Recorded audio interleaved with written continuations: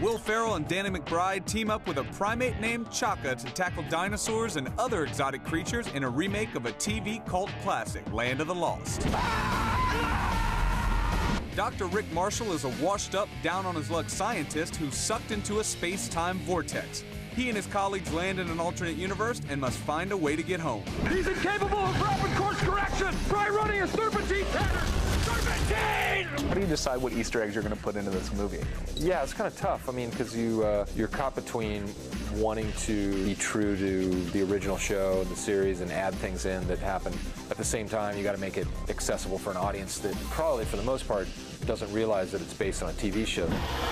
I repeat, no immediate danger. Will you stop that, please? You're freaking me out. I loved the show when I was a kid. It captured my imagination. At the same time, it kind of really spooked me out. Was spooked out by the slee stacks. Chaka's brow kind of freaked me out always. Chaka! He's kind of a gross little kid. So yeah, I had a lot of fond memories of that show.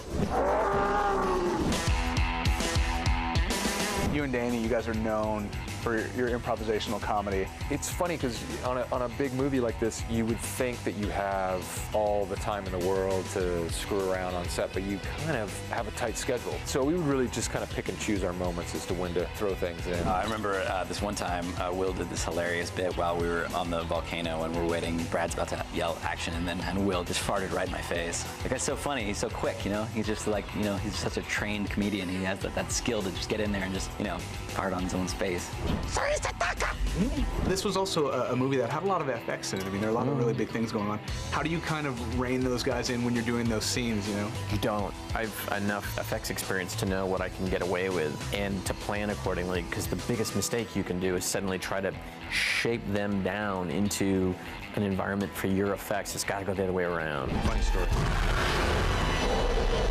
And that's what actually attracted me to the film, is that they're going to make a movie of this scope with this sort of special effects, but kind of still keep it loose and let you improv and play around. And that's just something I really hadn't seen before, so it seemed like it'd be cool to be a part of that. Stand still, please. Okay. 1, 2, 3.